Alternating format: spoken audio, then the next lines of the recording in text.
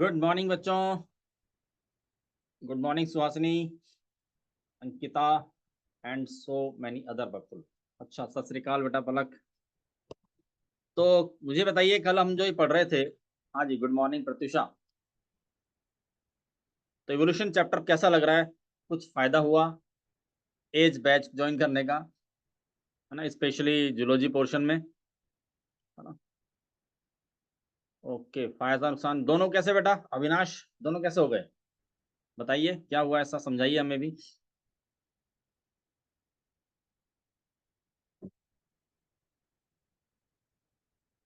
क्या हुआ ऐसा? अरे, फोन हैंग करने लगा है। फेंक दो, है ना, फेंक दो, किसी गरीब को दे दो और नया लो अच्छा सा। ठीक है। हाँ, ये तो बहुत बड़ा इश्यू आपके लिए ना। जिसका फोन खराब मतलब समझो इंसान की तबीयत खराब है ना। घर वाले हमको फेंक देंगे। ओके, अभी नहीं फेंकेंगे बेटा, डॉक्टर बनने से पहले नहीं फेंकने वाले। यू कैन फेंक सकते हो ना, यू कैन फेंक। तो ये हम लोग डायग्राम देख रहे थे, एक बार दोबारा से समझते हैं अच्छे से। ओके, और ये चैप्टर हमारा आज खत्म हो जाएगा, थोड़ा बहुत पोर्शन बचा हुआ है। तो हमने क्या बात की थी, ये हमारे पास चल रहे थे example of natural selection. Good morning बेटा खुशी। तो हमारा क्या चल रहा था, ये एग्जाम्पल ऑफ नेचुरल सिलेक्शन चल रहा था। और इसमें हमने क्या देखा था? तीन टाइप हमने देखे थे, ये वाले, है ना, स्टेबलाइजिंग, डायरेक्शनल और डिस्ट्रप्टिव। तो जो डिस्ट्रप्टिव मतलब क्या होता है? ये जो डिस्ट्रप्टिव वर्ड है इसका मतलब क्या होता है? डिस्ट्रप्टिव मतलब क्या होता है? Non continuous. कोई चीज फ्लो चल रहा था, उसको चलने ना दिया जाए, उसको ब्रेक कर दिया जाए, है ना। तो क्या यहाँ पर क्या हो रहा है? एक नॉर्मल ग्राफ बनता था, उसको ब्रेक कर दिया जाए। गुड मॉर्निंग बेटा, गुड मॉर्निंग। तो क्या ऐसा ग्राफ बनता था? नहीं, ऐसा नहीं बनने देंगे। क्या करेंगे इस ग्राफ को? इसको हम लोग ऐसा तोड़ देंगे। ये दिख रहा है ना आपको यहाँ पर टूटा हुआ?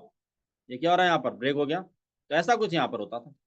चलिए समझते हैं इन सब ब्रेक, इनको सबको, डायग्राम्स को। क्या क्या हुआ था, कल भी हमने देखा था इसको। तो सबसे पहले हमारे पास आता है नंबर वन, स्टेबलाइजिंग। हाँ बेटा, ये हमारे पास नई स्पीशीज बनने के लिए रिस्पॉन्सिबल है ना। दूसरा कौन सा था? डायरेक्शनल। और तीसरा कौन सा था हमारे पास में? डिसरप्टिव। तो पहले हम बात करते हैं स्टेबलाइजिंग की। क्या हुआ था इसमें? हमारा जो फिनोटाइप है वो एवरेज रहता है, मीन वैल्यू कांस्टेंट रहती है। मीन वैल्यू मतलब ये जो हमारे पास यहाँ पर, ये जो सेंटर पार्ट है ना इसका, this is the mean value, है ना। यहाँ पर मीन वैल्यू सेम रहती है, और एनवायरमेंट भी यहाँ पर कांस्टेंट रहता है। और ये जो पीक है, पीक, पहले पीक ऐसा था, पीक कैसा हो गया? अब पीक हो गया ऊंचा, यानी कि हायर एंड नैरोअर हो गया। क्या एग्जांपल है इसका? तो कल हमने बात की थी ना बच्चों, बेबी वेट वाला, बच्चे के वेट वाला एग्जांपल। तो क्या हुआ था उसमें? हमने देखा था कि वो जो 800 ग्राम वाला बच्चा है वो कम बचते थे, 2.5 वाले सबसे ज्यादा बचते थे, और 4.5 केजी वाले सबसे ज्यादा ज्यादा यहाँ पर डेथ हो जाती थी। तो सबसे ज्यादा कौन बचे यहाँ पर? 2.5 वाले। तो अगर मैं यहाँ पर डायग्राम बनाऊं तो क्या मैं ऐसा लिख सकता हूँ क्या बच्चों? इसका डायग्राम ऐसा बना सकते हैं क्या? इसको ऐसे बनाया, और क्या लिख दिया यहाँ पर? यहाँ पर लिख दिया 800 ग्राम बेबी। यहाँ पर लिख दिया हमने 2.5 केजी बेबी। और यहाँ पर क्या लिख दिया? यहाँ पर हमने लिख दिया 4.5 केजी बेबी। सही है क्या? Can you write it? Yes, because these are the extreme values, abnormal values. Extreme means abnormal values, है ना। ये क्या है हमारे पास में? एक्सट्रीम वैल्यू, या फिर एबनॉर्मल बोल सकते हैं इसको। यहाँ पर इस केस में एबनॉर्मल है, और not in the others. Next example हमारे पास है डायरेक्शनल। डायरेक्शनल में क्या हुआ था? पहले हमारा ग्राफ ऐसा होता था, ये नीला नीला ग्राफ ऐसा होता था। इसकी मीन वैल्यू यहाँ पर होती थी, यहाँ पर थी इसकी मीन वैल्यू। अब क्या हो गया? एनवायरमेंट में चेंज होने की वजह से, जब एनवायरमेंट में चेंज हुआ, तो एनवायरमेंट में चेंज होने की वजह से क्या हो गया? यहाँ पर मीन वैल्यू भी बदल जाएगी, और यहाँ पर फिनोटाइप भी एक तरफ चला जाएगा। Shift in the one direction, एक डायरेक्शन में चला जाएगा। क्या हो गया ये? कि यहां से खिसक कर इतना आगे चला गया, इतना खिसक गया। जी हाँ, एग्जाम्पल क्या था इसका? Industrial moth. क्यों? क्योंकि वहां पर इंडस्ट्रीज लगने की वजह से एनवायरमेंट में चेंज आया। एनवायरमेंट में चेंज क्यों आया? इंडस्ट्रीज लगने की वजह से, या फिर सॉइल में डीडीटी डालने की वजह से। हाँ बेटा, व्हाइट डाइट ब्लैक लाइट, बिल्कुल सही। और तीसरा आता है हमारे पास में डिसरप्टिव। डिसरप्टिव में क्या होता है? बोथ एक्सट्रीम्स आर टूवर्ड्स, मतलब दोनों जो है ना, वो क्या चलेगी, पेरिफेरल है ना, मतलब साइड में चला गया peripheral. Both extremes are towards peripheral. Mean value क्या हो जाएगी, मीन वैल्यू हो जाएगी यहाँ पर चेंज, मीन वैल्यू हमेशा बदलेगी पर एनवायरमेंट यहाँ पर कांस्टेंट रहेगा। टू पीक्स आर फॉर्म्ड, यहाँ पर टू पीक बनते हैं। कौन कौन से पीक, ये हमारे पास हो गया पीक 1 और ये क्या हो गया हमारे पास में हो गया पीक 2। ऐसा क्यों होगा, शेल पैटर्न्स ऑफ लिम्फेट्स। अब आप बोलेंगे सर ये तो कुछ कुछ समझ में आया हमें, ये तो समझ में आया कि साहब ठीक है बच्चे का वेट हमारे पास ज्यादा था वो बच जाता था। डायरेक्शनल भी सर समझ में आ रहा है कुछ कुछ, कि जब एनवायरनमेंट चेंज होता है तो हालात जब बदलते हैं, आपने सुना ना बच्चों आजकल नेट पे चलता है मीम्स, हालात बदल गए जज्बात बदल गए। तो जब यहाँ पर ऐसे हालात बदल जाते हैं तो क्या होता है, उस केस में ऑर्गेनिज्म की स्पीशीज बदल गई थी। कभी व्हाइट मौत ज्यादा जिंदा रहते थे, कभी ब्लैक मौत हो जाते थे, एनवायरनमेंट बदला। हाँ एकदम इन्होंने हालात बदल दिया। अब शेल पैटर्न का क्या किया जाए, तो शेल पैटर्न ऑफ लिम्पेट्स, लिम्पेट्स क्या होते हैं बच्चों, ये होते हैं मोलस्क। क्या होते हैं ये, मोलस्क। हाँ तो कैसे हम इसको समझें, एक आपको मैं डायग्राम दिखाता हूँ। पहले ये डायग्राम देखो, ये देखिए ये शेल पैटर्न लिम्पेट्स। बच्चों जरूरी नहीं कि सारे लिम्पेट्स हो, ये एग्जांपल दे रहे हैं आपको। कुछ बच्चे बोलेंगे सर ये तो लिम्पेट नहीं है, ये तो कुछ और है, ये तो कुछ और है, समझने के लिए। तो यहाँ पर हमें तीन कलर दिख रहे हैं, तीन कलर कौन सा, पहला क्या है हमारे पास में, थ्री कलर्स, थ्री शेड्स या कलर बोल सकते हैं हम लोग, थ्री शेड्स। तो पहला शेड कौन सा है, बिल्कुल व्हाइट, है ना, बिल्कुल व्हाइट दिख रहा है आपको, जैसे ये दिख रहा है बिल्कुल व्हाइट है। हाँ? दूसरा कौन सा हो गया हमारे पास में शेड, दूसरा शेड हो गया हमारे पास में कौन सा था इसमें, मिक्स वाला ना, टैन कलर हो गया। और एक तीसरा कौन सा होता है, डार्क वाला, है ना। तो जब इस तरह से हमारे पास में, सॉरी मिक्स वाला ना, एक हमारे पास हो जाएगा मीडियम कलर हो जाएगा, मीडियम। और तीसरा कौन सा हो जाएगा, तीसरा हो जाएगा हमारे पास में टैन कलर, टैन मतलब डार्क ब्राउन, डार्क ब्राउन जैसे ये दिख रहा है ना टैन कलर, ऐसा हो जाएगा। हाँ टैन और डार्क सेम है, बिल्कुल बेटा बिल्कुल सही बात है ना। तो व्हाइट मीडियम और, है ना, इसको हम बोल सकते हैं मीडियम, इंटरमीडिएट बोल सकते हैं, इंटरमीडिएट। तो जैसे यहाँ पर देखो ये वाला जो दिख रहा है ना, ये वाला ये क्या है, बिल्कुल व्हाइट दिख रहा है अपने को, ये जो इसको मैंने डार्क किया है ये बिल्कुल व्हाइट दिख रहा है अपने को, है ना। और अगर मैं बोलूँ ये वाला कैसा है, ये वाला, तो ये कैसा है, मिक्स हो रहा है ना, ये मिक्सचर, ये कैसा है मिक्सचर, ये कैसा है मिक्स्ड कलर, है ना, ये कैसा है मिक्सचर, ये सब मिक्सचर है। और अगर मैं बोलूं कि बिल्कुल डार्क कलर कौन सा है, तो बच्चों ये दिख रहा है हमें बिल्कुल डार्क वाला, दिख रहा है ना, स्टारफिश, या ये डार्क दिख रहे हैं, बिल्कुल ये डार्क दिख रहे हैं। तो तीन कलर मिल गया अपने को। अब क्या होगा इसमें, इसमें क्या होगा, जो हमारे पास में ये जो व्हाइट वाले ये क्या करेंगे, ये तो छुप जाएंगे किसके साथ में, ये तो छुप जाएंगे बार्निकल के साथ, बार्निकल्स होती है ना, बार्निकल्स, बार्निकल के साथ छुप जाएंगे। और ये जो टैन कलर है ये छुप जाएगा किसके अंदर, रॉक के अंदर, जो वहां पे होते हैं ना वाटर के अंदर जो रॉक वगैरह या जो वहां पे स्टोन्स वगैरह है उनमें छुप जाएगा। बेटा बार्निकल होती है ना वो जो वेल के साथ रहती है ना, एक फिश एक तरह की ना, तो उसके साथ में छुप जाते हैं, उसके कलर से मैच कर जाते हैं। अब क्या हुआ, अब ये बेचारे बीच वाले कहाँ जाए, इनको कौन छुपाएगा, इनको कौन छुपाएगा। तो ये पानी में क्या होता है, ये साफ साफ चमकते रहते हैं, दिखते रहते हैं। और जो हमारे सी शोर बर्ड्स होते हैं ना बच्चों, सी शोर बर्ड्स मतलब समुन्द्र के किनारे पे रहने वाले जो बर्ड्स होते हैं ना, कार्निवोरस, वो सी शोर बर्ड्स क्या करेंगे, इनको खा जाएंगे, इनको खा जाएंगे, अटैक कर देंगे इनके ऊपर, मीडियम वालों के ऊपर। तो क्या होगा, क्या होगा इसके, व्हाइट वालों की क्वांटिटी बढ़ जाएगी, यस और नो, व्हाइट वालों की क्वांटिटी बढ़ जाएगी, तो व्हाइट वालों की क्वांटिटी बढ़ गई। और टेन कलर भी क्या होगा, ये भी बच गए, बच गए तो बढ़ गए। हाँ बन गई ना कविता, जो बच जाएंगे वो बढ़ जाएंगे, बन गई पोयम। तो व्हाइट और टेन यहाँ पर बच गए। और मीडियम का क्या हुआ, मीडियम बेचारे खत्म हो गए, है ना। तो लिख लें इसको, समझ लें, तो ये देखिए यहाँ पर, ये क्या है यहाँ पर, व्हाइट वाले, है ना, व्हाइट लिम्पेट्स लिख दो यहाँ पर। और ये कौन सा जाएंगे, टेन लिम्पेट्स, टेन कलर लिम्पेट्स। और यहाँ पर कौन से आ जाएंगे, यहाँ पर आ जाएंगे हमारे पास इंटरमीडिएट,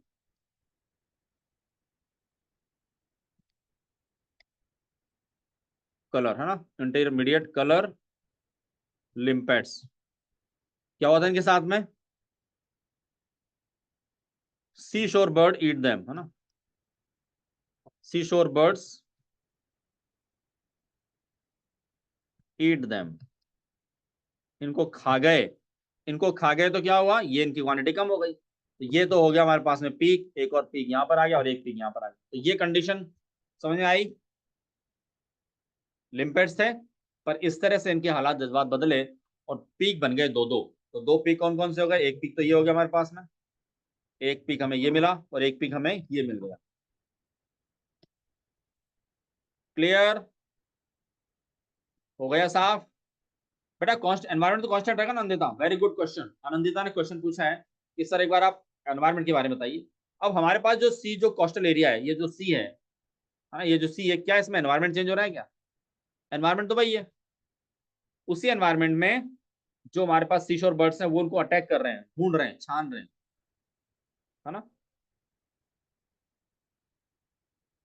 ठीक है, जैसे आपके घर पे होता है ना बच्चों, आपके घर पे आप लोग जब खाना खा रहे होते हो, है ना आनंदिता, जब आपके घर पे खाना खा रहे होते हो या किसी शादी में या किसी पार्टी में जाते हो, तो हमेशा खाना लगभग सेम ही है ना हर शादी पार्टी में। पर आप लोग क्या करते हो, अपना जो पसंदीदा खाना होता है, अपना जो फेवरेट फूड होता है, उसमें हम लोग क्या करते हैं, अटैक कर देते हैं।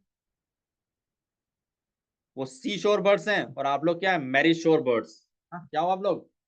मैरी शोर बर्ड्स, है ना। गोलगप्पा पसंद आया तो उस पर अटैक कर डाला ना, गर्ल्स स्पेशली। किसी को पिज्जा पसंद आया तो उस पर अटैक कर दिया। किसी को वो पूड़ी वगैरह जो छोले वोले लगे वो अटैक कर डाला, है ना। किसी को आइसक्रीम में आनंद आ रहा है, कोई कबाब खा रहा है ना, विनाश जैसे बच्चे। तो इस तरह से यहाँ पर क्या होता है, वो चीज कम हो जाएगी जो हाईलाइट हो जाएगी, है ना। और जो बेचारा नॉर्मल है, जो कोई नहीं खाता, वो बच रहा है। तो यहाँ पर एनवायरमेंट चेंज हुआ क्या? नहीं हुआ। अब मैं आपसे बोलूं इंडस्ट्रियल मैकेनिज्म एनवायरमेंट चेंज हुआ क्या आनंदिता? तो वहां पर हुआ होगा। क्यों भाई? अमित, हुआ था वहां पर? हाँ, किसने चेंज किया था? Yes, due to pollution. Human industry लगाई थी और उस इंडस्ट्री की वजह से वहां पर एनवायरमेंट में चेंजेस आए थे। अब एनवायरमेंट चेंज होने से वहां पर जो वो होते हैं ना, क्या होते हैं, क्या होते हैं, लाइकेंस। लाइकेंस का इफेक्ट पड़ा उसके अंदर। ठीक है, तो चलिए समझते हैं आगे हम लोग। Examples of natural selection and artificial selection. तो हमने यहाँ पर जो एग्जाम्पल देखे, उन्हीं एग्जाम्पल को हम लोग क्या करने वाले हैं, इन सबको पढ़ने वाले हैं। इंडस्ट्रियल मैनेजम को, डीडीटी को, इन दोनों को हम लोग यहाँ पर डिस्कस करेंगे। तो देखिए, सबसे पहले हमारे पास आता है इंडस्ट्रियल मैनेजम, ड्रग रेजिस्टेंस, और एक हमारे पास आता है सिकल सेल एनीमिया और मलेरिया। अब यहाँ पर बच्चे बहुत कंफ्यूज होते हैं कि सर नेचुरल सिलेक्शन कौन सा है और आर्टिफिशियल सिलेक्शन कौन सा है। तो आज अपन उसको भी क्या करेंगे, है ना, दूध का दूध और पानी का पानी। ठीक है, वाटर का वाटर एंड मिल्क का मिल्क कर देंगे इसको, बिल्कुल। हाँ, तो सबसे पहले हम लोग समझते हैं इंडस्ट्रियल मैकेनिज्म। और इंडस्ट्रियल मैकेनिज्म को हम ऐसे नहीं समझने वाले, बढ़िया एक मूवी देखेंगे, है ना, एक वीडियो देख कर समझेंगे अच्छे से। बिल्कुल आंख जैसा लगेगा कि आपकी आंखों के सामने वो कार्यक्रम चल रहा था। तो देखिए, ये हमारे सामने आ गई, सामने मूवी। क्या दिख रहा है सीन के अंदर? एक हमारे पास यहाँ पर बर्ड है, चिड़ैया। तो एक हमारी चिड़ैया यहाँ पर बैठी है ना, जो कि इंसेक्ट खाती है, इंसेक्टिवोरस, मोथवोरस। और ये जो आपको ट्री दिख रहा है, इसका स्टेम कैसा है बच्चों? इसका स्टेम कैसा है? बिल्कुल white. Why? Why? White due to, white due to lichens. Very good. क्यों? क्योंकि ये कब है, ये है बिफोर इंडस्ट्रियलाइजेशन। कब की बात है ये? बिफोर इंडस्ट्रियलाइजेशन, इंडस्ट्री लगने से पहले। तो यहाँ पर बिल्कुल पॉल्यूशन वॉल्यूशन नहीं होता था, बिल्कुल ग्रीनरी दिख रही है, बिल्कुल अच्छा अच्छा दिख रहा है ना। तो इस पर क्या हुआ, इसके ऊपर हमारे पास यहाँ पर लाइकन आ गया, ये लाइकन है। अब लाइकेन के ऊपर जब हमारे पास ये इंसेक्ट बैठे, तो दिख रहा है आपको इंसेक्ट बैठे बैठे छोटे छोटे, ये दिख रहा है ना, ये एक उड़का आ रहा है, ये आ रहा है, ये डार्क कलर में दिख रहा है अपने को। और इसी के और छोटे छोटे छोटे छोटे हमको यहाँ पर व्हाइट वाले भी दिखेंगे अभी आगे चलकर। तो चलिए देखते हैं क्या होने वाला है। क्या लग रहा है आपको इसमें से, इस चिड़िया को कौन से वाले मोथ ज्यादा दिखेंगे, डार्क वाले या व्हाइट वाले? है ना, डार्क वालों को आराम से खा जाएगा चुन चुन कर, ज्यादा इसको दिमाग खोपड़ी नहीं लगानी पड़ेगी, नजरें नहीं लगानी पड़ेगी, आराम से खा जाएगा। तो चलिए देखें क्या ऐसा होगा।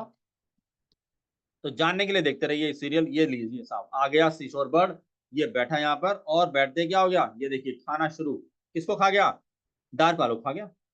ये लाइट वाले दिख रहे हैं आप लोगों को, लाइट वाले ये दिख रहे हैं, लाइट वाले, ये रहा लाइट वाला है ना, एक हमारे पास ये रहा लाइट वाला ना, एक यहाँ पर ये है हमारे पास लाइट कलर में, एक ये है हमारे पास में लाइट कलर में ना। ये सब क्या है, ये बच गए, क्योंकि इससे कौन दिखते थे, तो लाइट वाले दिखते थे, सिर्फ डार्क वाले दिखते थे। तो क्या हो गया, कौन बचा, more white winged and less dark winged. ये हो गया ना यहाँ पर तो। हाँ बेटा, दूसरी चिड़िया ने खाया ना, उसने इसको भेज दिया था, ठीक है ना विनाश। कितना दिमाग लगाते तुम लोग है ना, कि सर चिड़िया बदल गई। बेटा भावना को समझो ना, फीलिंग को समझो, इसकी हमारे चैप्टर की फीलिंग को समझो, ठीक है। चिड़िया ने क्या अपना कलर बदल दिया, उसने ना डार्क कर लिया था। चलिए अब आगे बढ़ते हैं, दूसरा डायग्राम देखते हैं। इस बार क्या हो चुका है, इस बार 70 साल बाद हालात बदल चुके हैं, है ना। क्यों, इंडस्ट्री लग चुकी है। ये लीजिए साहब, अब इस बार क्या हो गया, आफ्टर इंडस्ट्रियलाइजेशन हो रहा है ना। ये कब हो रहा है, आफ्टर,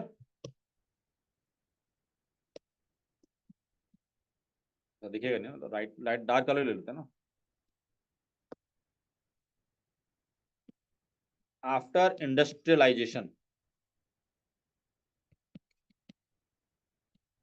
इस बार क्या हो गया, इस बार हमें दिख रहा है ये डार्क कलर में, क्यों, बिकॉज इस बार लाइकेन एबसेंट है, नो लाइकेन, नो लाइकेन, एक तो लाइकेन नहीं है यहाँ पर, और इसके ऊपर क्या आ गया बच्चों, सूट आ गया ना, soot and smoke, soot and smoke आ चुके हैं इसके ऊपर। इसकी वजह से स्किन जो है ना वो डार्क, जो जो इसका स्टेम था वो डार्क कलर का दिख रहा है ना, डार्क कलर का दिख रहा है। अब इसको क्या लगेगा, अब इस बार इसको क्या चमकेंगे सामने, इस बर्ड के सामने क्या चमकेंगे, इसको लग रहा है यहाँ पर व्हाइट कलर के, ये यहाँ पर जो दिख रहे हैं ना, ये आराम से दिख जाएंगे। अब इनको खा जाएगा इस बार ये, तो ये लो 70 साल बाद आता ना मूवीज में, आफ्टर 17 ईयर्स।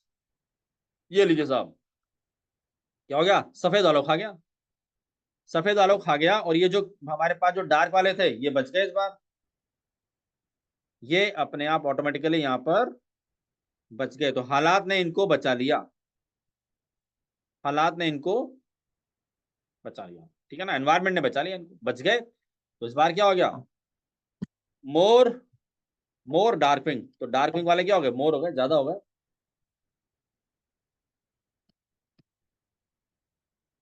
समझ में आई बात, इस तरह से हुआ था, बस ये समझाया गया इसके अंदर इंडस्ट्रियल मैकेनिज्म में।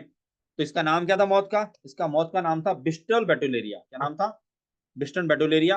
1850 में यहाँ पर इन्होंने इसके बारे में ऑब्जर्वेशन किया था, है ना। तो क्या मिला इसको, वहां पर व्हाइट विंग वाले ज्यादा होते थे, क्योंकि बच जाते थे डार्क से, देखा ना मैंने वीडियो, बस वही केस हुआ था। Before industrialisation set in, thick growth of almost white colour lichen covered the tree. तो इसमें क्या क्या चीज ध्यान रखेंगे हम लोग, इसमें इंडस्ट्रियल मैकेनिज्म में 3 फैक्टर ध्यान रखने हैं अपने को, क्या क्या, एक तो हमें यहाँ पर मौत का ध्यान रखना है, दूसरा यहाँ पर इंडस्ट्री का, और तीसरा किसका ध्यान रखना है, इंडस्ट्री, और तीसरा किसका ध्यान रखना है, लाइकेन का। ये 3 क्राइटेरिया अगर हमको पता रहेंगे तो हम इसको आराम से सॉल्व कर सकते हैं। लाइकेन की वजह से स्टेम कैसा हो गया था, इसकी वजह से स्टेम जो है वो कलर बदलता था। इंडस्ट्री का डिपेंडेंसी लाइकेन, और लाइकेन की वजह से स्टेम, ये रिलेशन था। और उस स्टेम पर बैठते थे मोथ, एक साइकिल बन गया ना आपस में। इसको ऐसे बना दे, साइकिल के फॉर्म में बना दे। सबसे पहले हम बोलेंगे इंडस्ट्री, इंडस्ट्री लगने की वजह से क्या हो गया, यहाँ पर लाइकेन के अंदर कमी आई। लाइकेन का फर्क किसके पड़ा, स्टेम पे, और स्टेम के ऊपर जो रहने वाले जो मोथ होते थे उनके ऊपर फाइनल इफेक्ट पड़ा। कौन, किसने खाया इनको, बर्ड्स ने। तो ये 4-5 फैक्टर हमारे पास यहाँ पर काम। चलिए जी, lichens can be used as industrial pollution indicator, ये सब लोग जानते हो, है ना, सब लोग को पता ही है कि लाइकेन हमारे पॉल्यूशन इंडिकेटर होते हैं, मतलब जहां पर पॉल्यूशन होगा वहां पर ये नहीं उगेंगे, वहां पर ये ग्रो नहीं करने वाले। अब आता है सेकंड केस हमारे पास, सेकंड केस क्या है, पोस्ट इंडस्ट्रियलाइजेशन, मतलब इंडस्ट्रीज लगने के बाद में। हाँ बेटा बिल्कुल, SO2 पॉल्यूशन इंडिकेटर होते हैं, बिल्कुल, sulphur dioxide. The tree trunk यानी कि स्टेम जो था, became dark due to industrial smoke and soot, और यहाँ पर इसके ऊपर लाइकेन भी नहीं थे।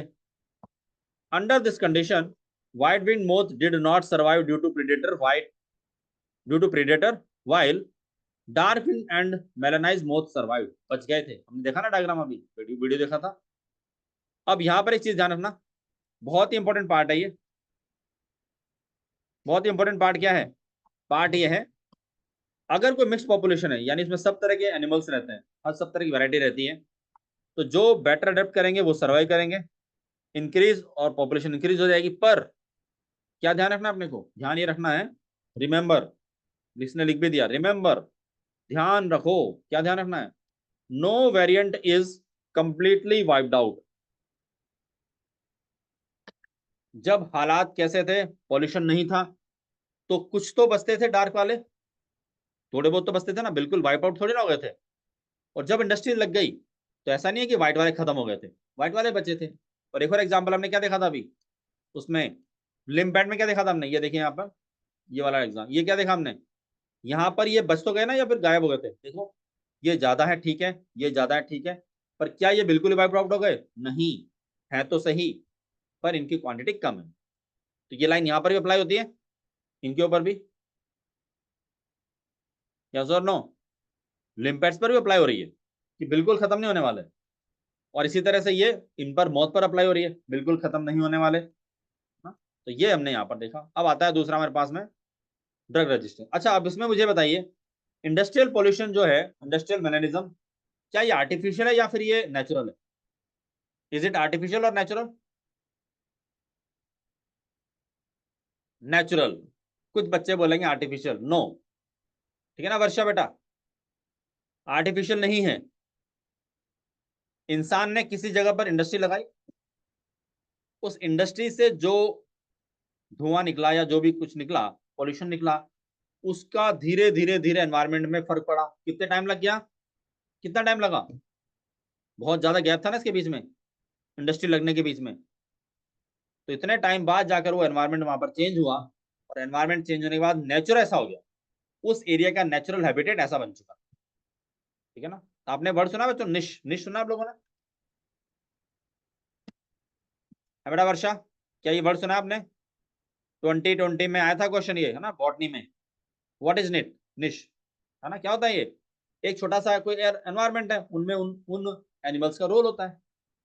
तो क्या एक वाटर की जो ड्रॉप है वो निश हो सकती है क्या, can a water drop can be a निश,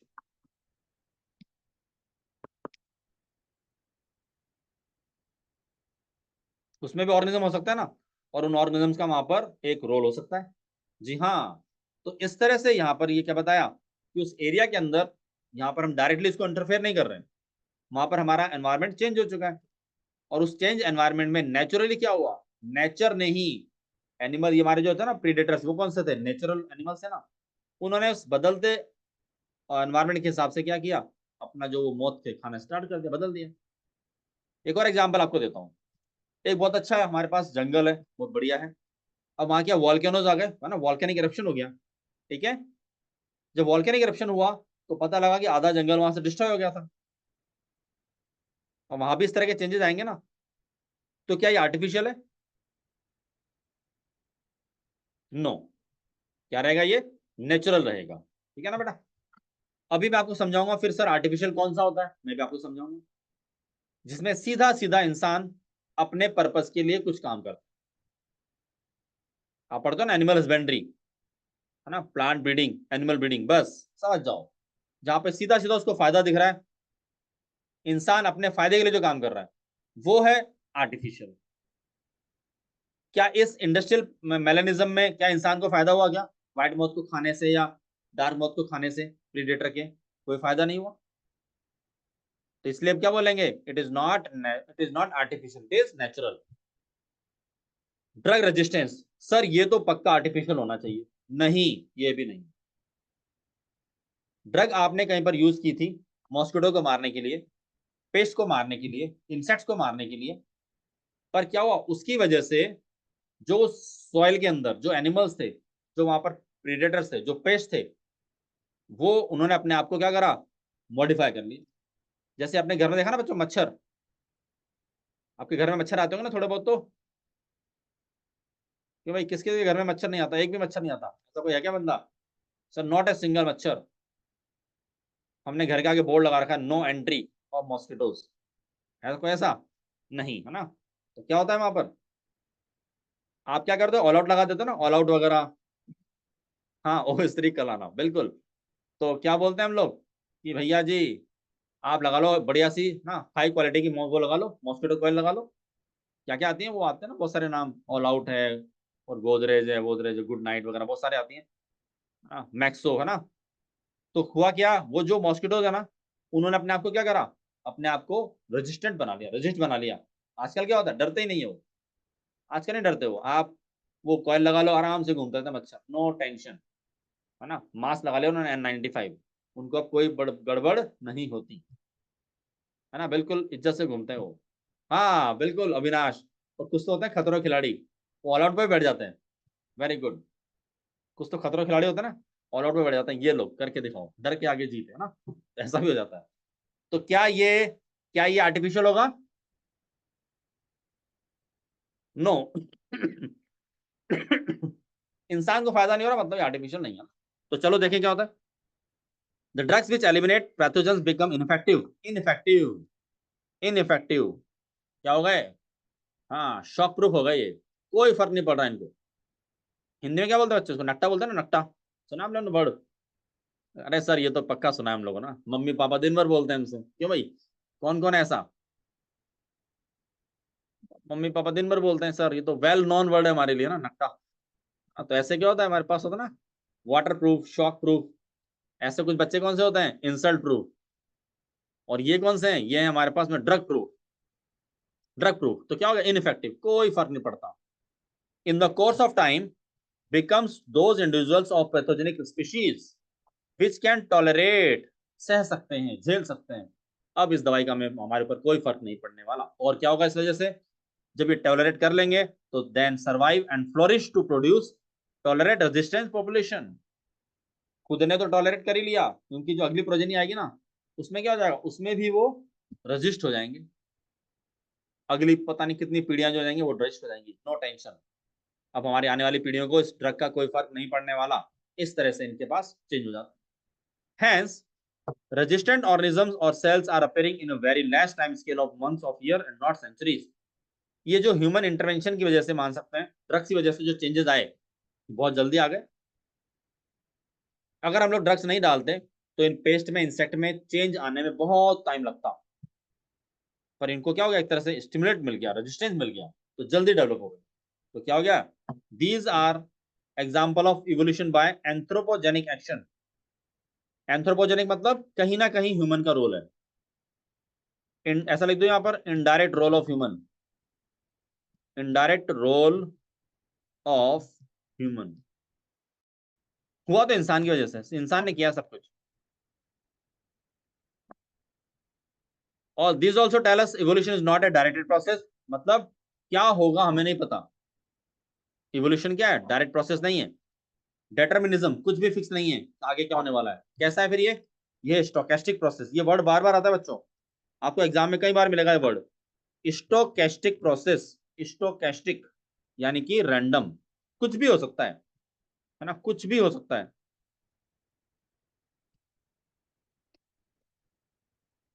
कुछ भी हो सकता है ना, इसका मतलब क्या ना, स्टोकेस्टिक का मतलब अच्छा बन जाए बुरा बन जाए, किस पर डिपेंड करता है सब कुछ, चांस इवेंट पर, क्या चांस होगा, क्या हालात थे उस टाइम पर। एंड और सबसे बड़ी दिक्कत क्या है, पर म्यूटेशन हो जाए तो, म्यूटेशन हो जाए तो आपको पता है ना बच्चों, म्यूटेशन में रैंडम होता है, mutation also random and harmful होता है, ऐसा हो जाएगा। चलिए एक और आता है मेरे पास में, सिकल सेल एनीमिया और मलेरिया, सुना है इसके बारे में। कुछ लोगों को क्या होता था, हेट्रोजाइगस कंडीशन में जब सिकल सेल हो जाता है ना, तो उनको मलेरिया नहीं होता। कहाँ होता है, अफ्रीका वगैरह में होता है। तो देखो यहाँ पर क्या लिखा है, homozygous for sickle cell anaemia die. अगर किसी को सिकल सेल एनीमिया हो गया होमोजाइगस में, तो क्या हो जाएगा, देखिए मान लीजिए मेरे पास में एच बी है, H B S, H B S, मतलब क्या हो गया, होमोजाइगस। तो ये तो क्या हो जाएगा, डेथ होगी इसकी तो, डाई, ये तो मर जाएगा। पर अगर वो हेट्रोजाइगस हो जाए, एच बी ए और एच बी एस, ये कौन सा है, हेट्रोजाइगस, ये क्या करेगा, ये हो जाएगा रेसिस्ट, रेसिस्ट टू किसके लिए? मलेरिया के रेसिस्ट हो जाएगा ये।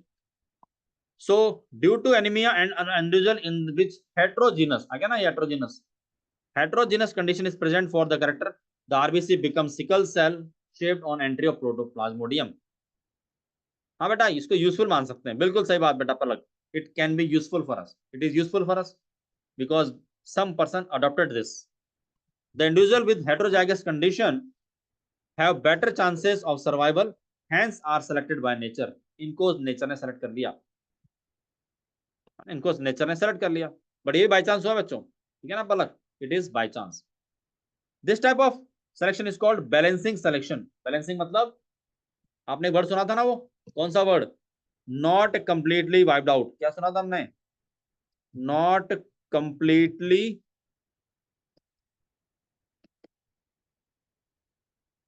वाइड आउट, पूरे बिल्कुल से खत्म नहीं होते हैं, उसी वर्ड को बता रहा है, ये बैलेंसिंग सिलेक्शन है. चलिए आगे बढ़ते हैं. क्या होता था इसमें? हमने बता दिया आपको, मलेरिया पैरासाइट में जो नॉर्मल ग्रोथ हो जाती थी ना, बिकम मलेरिया पैरासाइट की वहां पर नॉर्मल ग्रोथ नहीं हो पाती, और इसलिए वहां पर मलेरिया नहीं होता है इस तरह के केस में.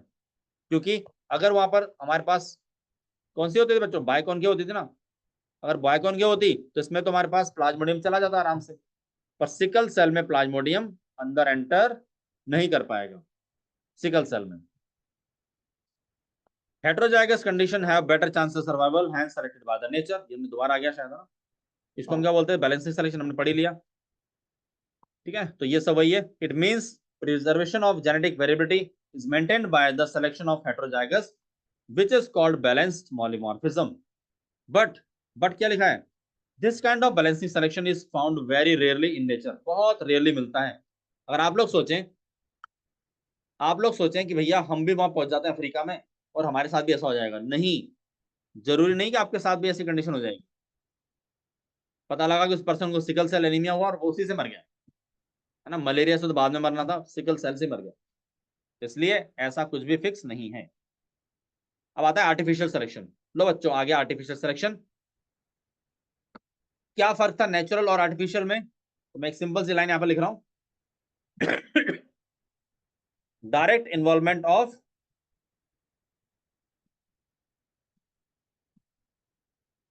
किसका? डायरेक्ट इन्वॉल्वमेंट ऑफ ह्यूमन का डायरेक्ट इन्वॉल्वमेंट रहेगा. Clear? Artificial selection similar to natural selection, पर डिफरेंस क्या है? Role of nature is taken over by man and characters selected are of human use. क्या मिला अपने को यहाँ पर नाम? देखो क्या लिखा है, ह्यूमन यूज के. इंसान है बड़ा सेल्फिश प्राणी, यस और नो? इंसान सबसे सेल्फिश एनिमल है पूरे एंटायर यूनिवर्स में. तो इसके काम की चीज होगी तो फिर ये काम करेगा, अदरवाइज इसको कोई मतलब नहीं किसी से, कोई मरो या जियो, है ना बच्चों. अमित बड़ा खुश हो रहा है, यस सर, आपने तो मेरे मुंह की बात छीन ली सर, है ना. तो बिल्कुल सही. पर आप लोगों को कैसा इंसान बनना है बच्चों? एक अच्छा डॉक्टर या फिर सेल्फिश डॉक्टर? कौन से डॉक्टर बनने वाले हो? जिसको भगवान बोलते हैं वो वाला, या फिर वो किडनी बेचने वाला? Kidney seller. हाँ, किडनी सेलर, कोरोना के टाइम पर ऑर्गन सेलर, कुछ भी बेच दो. ऐसा तो कोई नहीं है ना. कौन है हाथ ऊंचा, कौन कर रहा है? सर मैं बनूंगा किडनी सेलर. कौन है ये? एक बार देखें नाम क्या है भैया, मैसेज कर दो. अच्छा, हिमांशु बोल रहा है मैं बेचूंगा किडनियां. क्यों भैया जी, हिमांशु किडनी बेचोगे क्या? नहीं नहीं, है ना. अच्छा, नो लिख रहे हो कि मैं अच्छा डॉक्टर बनूंगा, वो भी बिक जाएगा.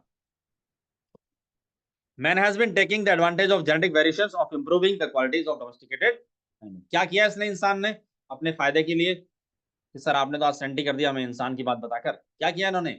एक तो इन्होंने क्या सबसे बड़ी गलती क्या करी? इंसान ने जेनेटिक्स पढ़ ली. क्या करा इसने? सबसे बड़ी गलती क्या हो गई? इंसान ने जेनेटिक्स पढ़ डाली. तो जेनेटिक पढ़ने के इसने जो मिसयूज किया वो आपको बताइए. और for improving the qualities of domesticated plants and animals, पढ़ते हैं ना एनिमल ब्रीडिंग और प्लांट ब्रीडिंग, वही किया. By artificial selection, animal breeders are able to produce improved varieties of domesticated animals like dog, horse, pigeons, poultry, cows, goats, sheep, pigs from their wild ancestors. Wild ancestors ने अपने हिसाब से क्या बना दिए, बहुत सारे एनिमल बना दिए। क्या था इसके अंदर, सबसे बड़ा क्या फायदा था, हायर यील्ड। किसके लिए, हाई यील्ड के लिए, ज्यादा मिल जाए हमें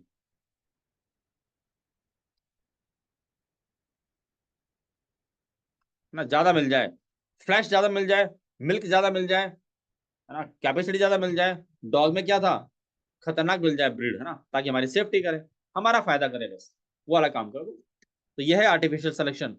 अब सब लोग बताइए ईमानदारी से, क्या नेचुरल सिलेक्शन और आर्टिफिशियल में कौन कौन कंफ्यूजन है कि नहीं है?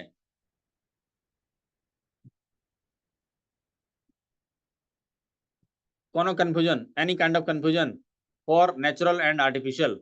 नहीं, हाँ, नो कंफ्यूजन, वेरी गुड। तो आगे बढ़े। प्लांट ब्रीडर्स भी क्या करते हैं, प्लांट वाले, ये तो अच्छी बात है, खैर हमारे फायदे की बात है। Wheat, rice, sugar cane, cotton, pulses, vegetable, fruits वगैरह सबको चेंज कर दिया। आपने सुना ना आजकल हाइब्रिड आ रही है, हाइब्रिड।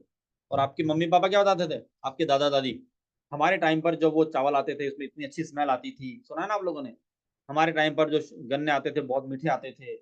हमारे टाइम पर जो फ्रूट आते थे, आजकल तो ये आर्टिफिशियल आ रहे हैं ना, वो पन्नी आती है, मतलब अपने हिसाब से बताते रहते हैं वो लोग, उस पर प्लास्टिक आती है, उस पर ये आता है, उस पर वो आता है। हमारे जमाने में ऐसा होता था ना, भिड़े, हाँ। तो ये सब चीजें चेंज कर दी गई हैं, किसके लिए, प्रोडक्शन बढ़ाने के लिए। पेट भरना है, न्यूट्रिशन से मतलब नहीं है। It is argued that if with in hundreds of years man could create new breeds.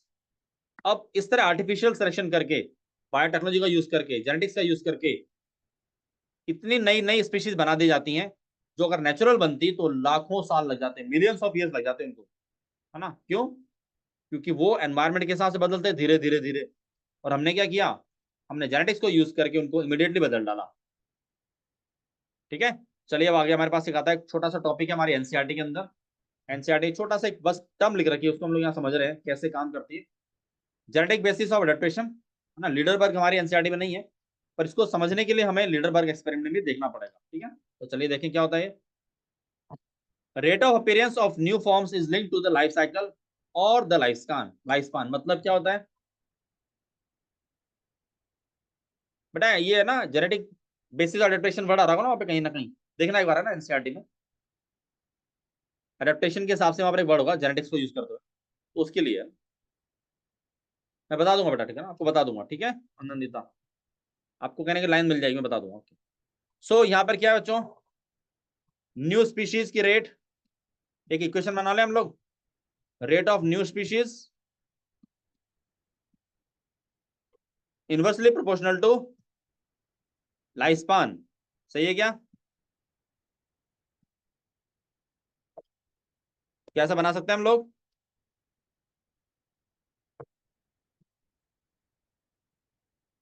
कैसे देखिए, अगर मैं आपसे बोलूं बैक्टीरिया, बैक्टीरिया तो बैक्टीरिया क्या करता है, 20 मिनट में रेप्लिकेट कर लेता है अपने आपको, 20 मिनट में रेप्लिकेट कर लेता है। तो अगर मैं आपसे बोलूं कि बैक्टीरिया की 100 जनरेशन बनाने के लिए कितना टाइम लगेगा, तो आप क्या बोलोगे, सर 2000 मिनट,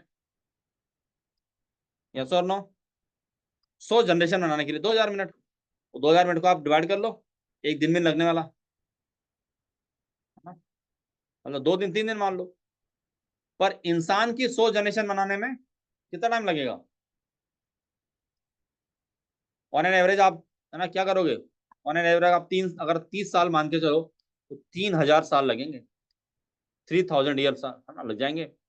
30 साल अगर हम लोग जाने की एक प्रोजनी बन जाती है तो, है ना, शादी के बाद में, तो अब समझ लो आप 3000 साल में 100 जनरेशन बनेंगी। और यहाँ पर क्या हो रहा है, अगर उसकी एज कम है, 20 मिनट की मैं अगर एप्लीकेशन कर सकता है तो ज्यादा हो गया ना। इसलिए यहाँ पर जितना लाइफ स्पान छोटा हो उतनी ज्यादा वहां पर नई स्पीशीज बनती जाएंगी। माइक्रोब्स दैट डिवाइड फास्ट, आ गया ना, माइक्रोब्स जैसे कि बैक्टीरिया वगैरह जो फास्ट डिवाइड करते हैं, उनकी मिलियंस ऑफ इंडिविजुअल्स वहां पर विद इन आवर्स, घंटों के अंदर उसमें मिलियंस ऑफ इंडिविजुअल बन जाते हैं। और धीरे धीरे in due course of time this variant population outgrows others and appear as a new species. This would happen within days, within days में सारा काम हो जाएगा, यानी कि नई स्पीशीज बन जाएगी, इवोल्यूशन हो जाएगा। अब यही काम अगर आपको किसी फिश में करना है, फिश में या फाउल में करना है तो फिर कितना टाइम लगेगा बच्चों? मिलियंस ऑफ ईयर्स लगने वाले हैं। और अगर गलती से आपने लिख दिया टर्टल, कि बच्चों अगर आपने यहाँ पर टॉर्टोइज लिख दिया, अब क्या होगा? टॉर्टोइज या फिर बनियन ट्री,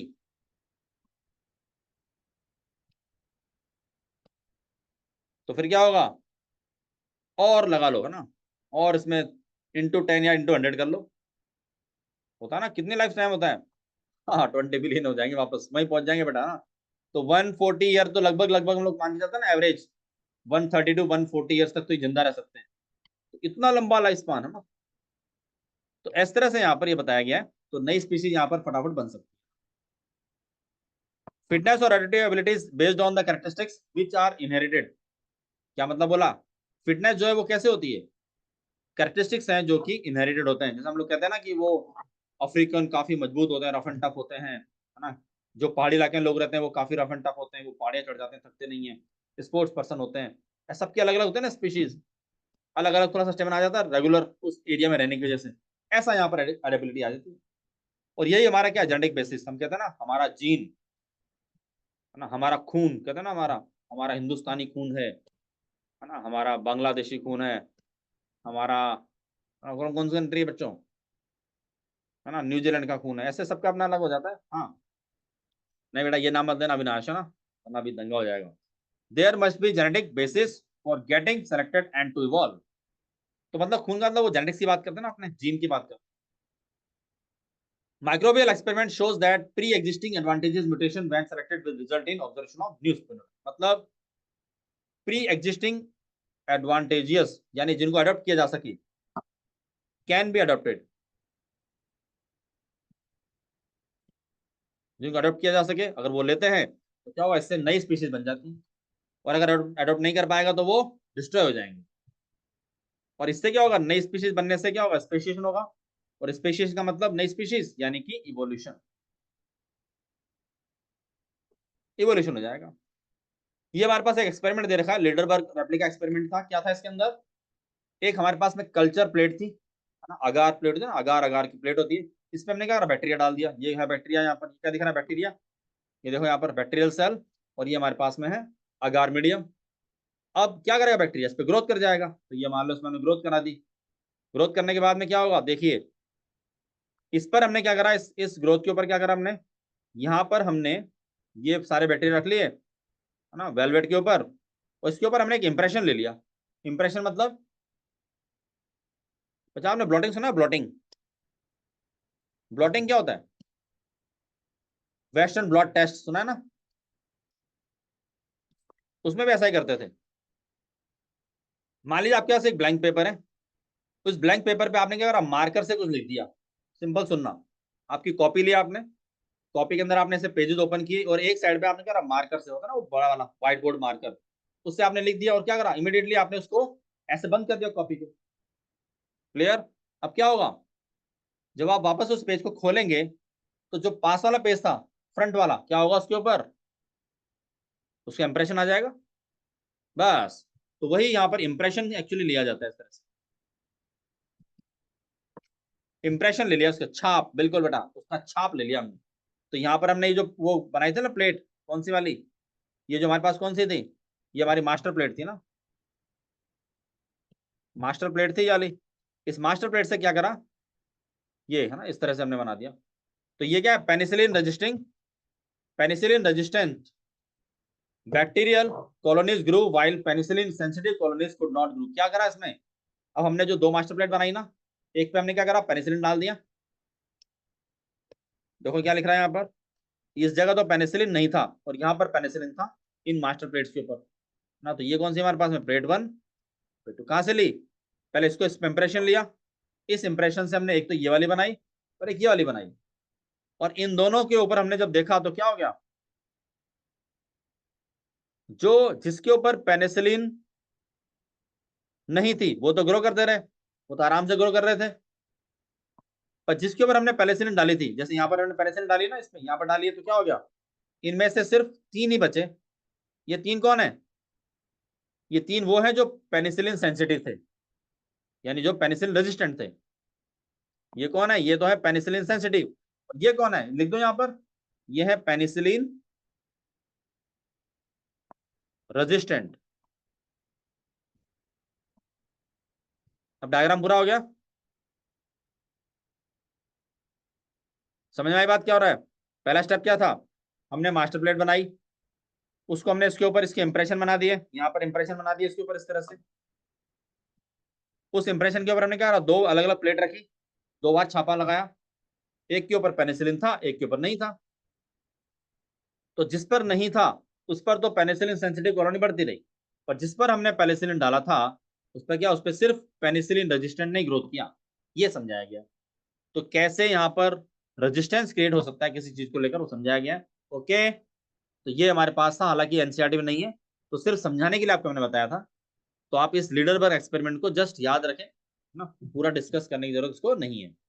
अब आते हैं हम लोग हमारी अपनी कहानी पर। किस किस की कहानी है ये, origin and evolution of man, आपकी अपनी कहानी। ठीक है, तो सुनोगे अपनी खुद की कहानी। चलिए जी, हम सबते हैं, हाँ हम सबकी कहानी। ये देखिए, आप बहुत साल पहले ऐसे थे, फिर ये धीरे धीरे सीधे हुए, उसके बाद आपने पत्थर ले लिया हाथ में, कहानी घर घर की। हाँ, उसके बाद ये हैमर बना लिया, ठोर बन गया, ठोर एवेंजर वाले। और ये हमारे नीरज चोपड़ा जी, नीरज चोपड़ा जी ने फिर कपड़े पहन लिए जब ओलंपिक में खेलने गए थे, और ये बन गए हमारे मॉडर्न मैन, होमो सेपियन सेपियन।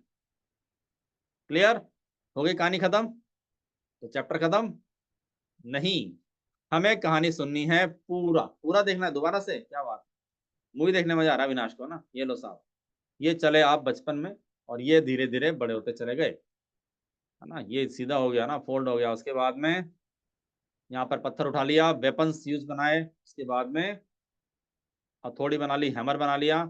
और ये क्या है, देखो यहाँ पर कपड़े पहन लिए थे इसने, और यहाँ पर ये गाउन पहन लिया, है ना, यूनिका। और फिर फाइनली जींस विंस में आ गया ना, स्केचर पहन के।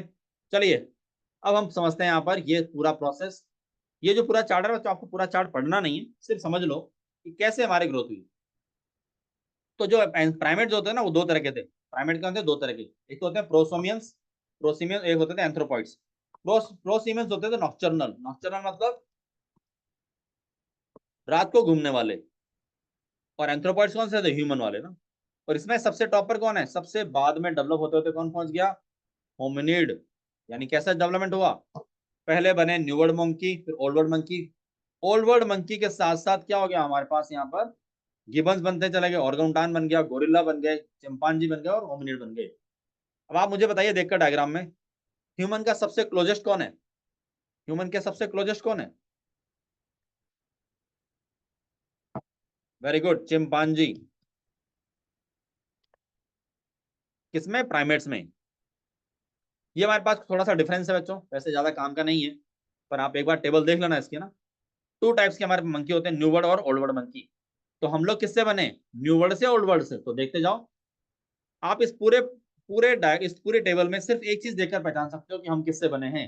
वो क्या है, वो है हमारे पास ये रहा, डेंटल फॉर्मूला। यस और नो, डेंटल फॉर्मूला देख के पहचान सकते हो आप लोग। यस सर, ओल्ड वर्ड से बने हम, तो हमारा 32 होते हैं और इनके 32 होते हैं, और न्यू वर्ड के कितने होते हैं, 36।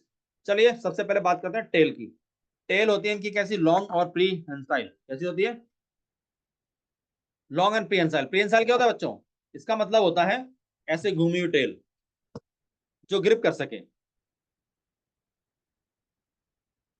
जो ऐसे ग्रिप कर सके ना, इस तरह की टेल होती है ना, उसे बोलते हैं प्री हेंसाइल। ठीक है, मान लीजिए इसको कहीं पर किसी ब्रांच पे लटकना है, इसको ना किसी ब्रांच पे लटकना है, तो ब्रांच बना देते हैं हम लोग कभी लोगों। ब्रांच पे इसको लटकना है तो क्या करा, इस तरह से ये लटक जाएगा ब्रांच के पीछे, किसी ट्री के पीछे लटक जाएगा इस तरह से।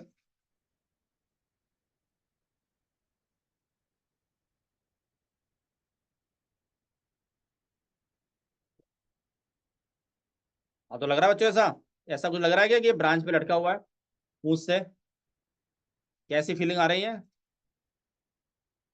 अरे भाई यस और नो, इतनी अच्छी ड्राइंग कर रहा हूँ मैं बैठा बैठा यहाँ पर।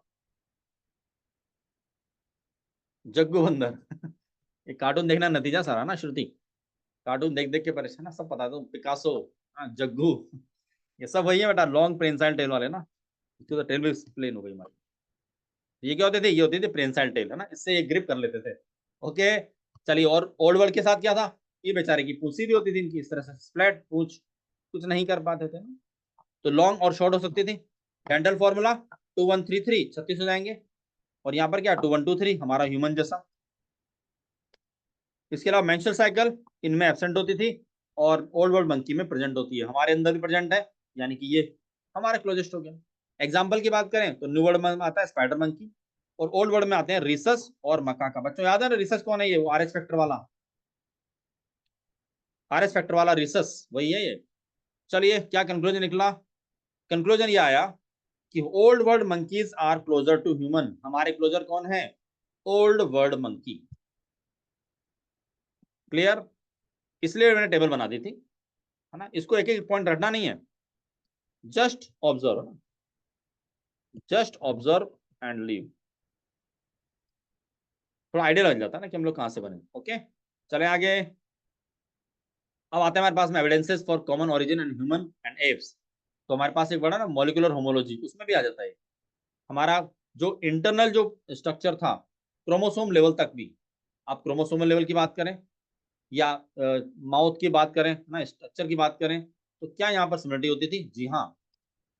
Bending pattern of chromosome number 3 and 6 of human and chimpanzee is 100% similar, इसलिए मैंने क्या लिखा था अभी, क्लोजेस्ट, इसलिए तो सबसे पास में हमारे कौन, चिंपांजी।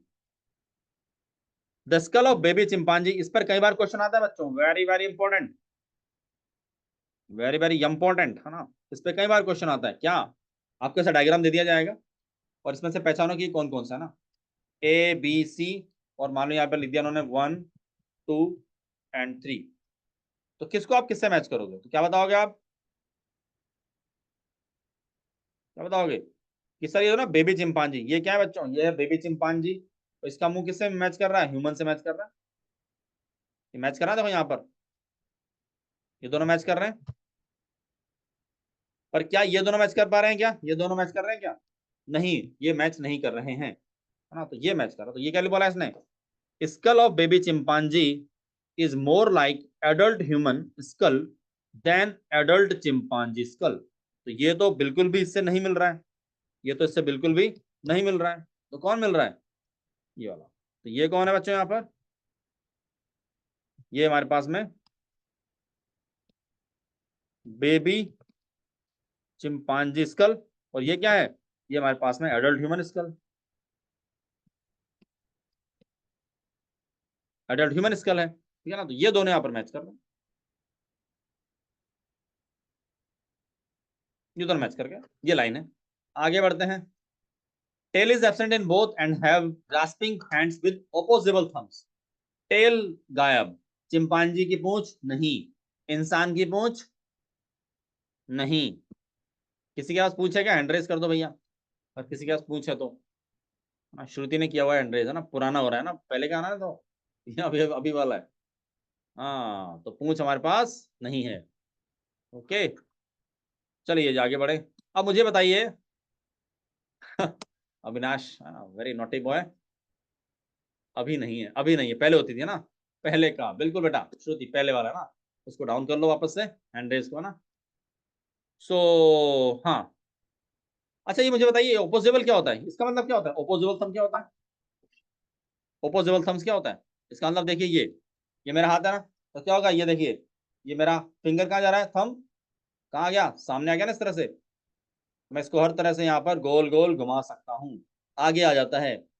किसी और एनिमल में इस तरह की ग्रिपिंग नहीं होती है, पुराने मंकी में कैसा ऐसा होता था, ऐसे पकड़ते थे वो, जबकि हमारे पास क्या, हमारे पास ये ऐसे ग्रिप कर सकते हैं हम लोग, बॉटल पकड़ना है, ब्रांच पकड़ना है, और सबसे बढ़िया अच्छा क्या, पेन पकड़ना है ना, और हाँ, आपके लिए तो क्या बच्चों, मोबाइल पकड़ना है ना, मोबाइल पकड़ना है, तो आप लोग थैंक यू बोलते हैं ना भगवान को, ये भगवान अच्छा करा जो थम आगे कर दिया, वरना हम मोबाइल कैसे चलाते, ऐसे दूसरे हाथ से ना, तो ये सबसे बड़ा जो है फायदा हो गया आप लोगों के लिए, है ना, ऑपोजेबल थम से ऐसे पकड़ा, उसी से कॉल कर लिया, उसी से बात कर ली, और गेम खेल ली, और कुछ लोग तो चैट भी कर लेते हैं, तो वाई, ड्यू टू ऑपोजेबल थम, याद रहेगा अब, सर ने ऑपोजेबल क्या बताया था, हाँ, इस तरह से फोल्ड होने वाला ना मोबाइल, बिल्कुल डेली लाइफ एग्जांपल, यस और नो, चलिए जी आगे बढ़ते हैं। ये एक बहुत ही जबरदस्त और बहुत ही छोटा सा चार्ट है पूरा ह्यूमन इवोल्यूशन पढ़ने के लिए। ठीक है, पूरा ह्यूमन इवोल्यूशन पढ़ने के लिए, है ना। पर इसको आप लोग घर पे जब रिवीजन करो ना तब पढ़ना, फॉर रिवीजन, फॉर रिवीजन। ठीक है, कैसे क्या क्या हुआ एक बार हम लोग थोड़ा सा ओवरव्यू ले लेते हैं, फिर हम लोग उसको पूरा थ्योरेटिकली पढ़ेंगे। तो यहाँ पर हम लोग क्या है, चार कैटेगरी बनाते हैं। पहली कैटेगरी क्या है, जिसमें सिर्फ और सिर्फ एप्स होते थे, एप। उसके बाद क्या हुआ, कुछ जब डेवलपमेंट हुआ तो एप मैन बन गए, एप मैन। उसके बाद क्या हुआ, फिर बने प्री हिस्टोरिक मैन, और फिर बन गए होमोसेपियन। अब बच्चे सबसे ज्यादा परेशान कहां पर होते हैं, आप लोग भी आई थिंक एग्री करोगे इस बात को लेकर। सर हमें आज तक ये नहीं पता चला कि होमो हेबिलिस और निएंडरथल मैन में कोई रिलेशन है क्या, होमो इरेक्टस किसके साथ आएगा, ऑस्ट्रेलोपिथेकस किसके साथ आएगा, क्रो मैग्नन को कहां पर लिखें, पैकिंग मैन हेबिलिस है कि इरेक्टस है, क्या करना है, होता है ना ऐसा।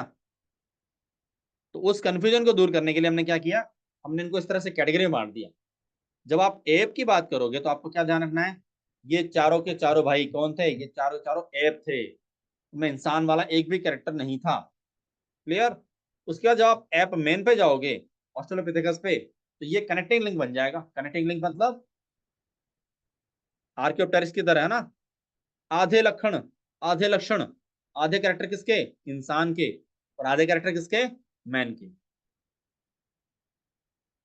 ठीक है।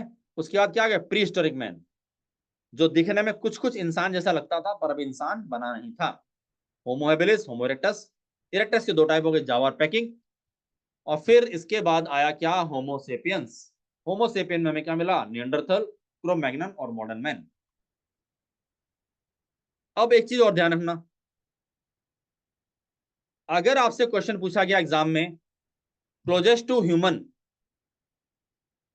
सुन रहे हो सब लोग, अगर बोला गया क्लोजेस्ट टू ह्यूमन कौन है, और वहां पर लिखा हुआ है क्या, गोरिल्ला, चिंपांजी, ओरंगुटान, है ना, गिब्बन, तो फिर क्या आंसर दोगे,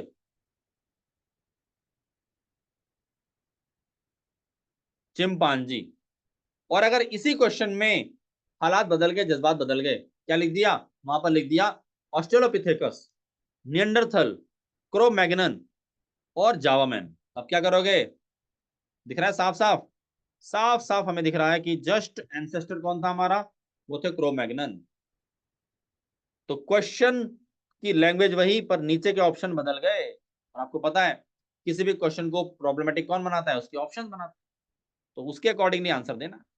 ठीक है, चलिए इसको हम लोग एक बार थोरोली पढ़ लेते हैं, थोरोली पढ़ लेते हैं, फिर हम लोग आप इसको टेबल के फॉर्म में रिवाइज करते जाना। ठीक है, चलिए बढ़ते हैं। सबसे पहले आते हैं हम लोग एप फॉसिल पर। एप फॉसिल क्या होते थे, about 50 million year primate called Dryopithecus and Ramapithecus were existing. 15 million पर मतलब क्या हुआ, 65 पर तो चले गए थे कौन, डायनासोर,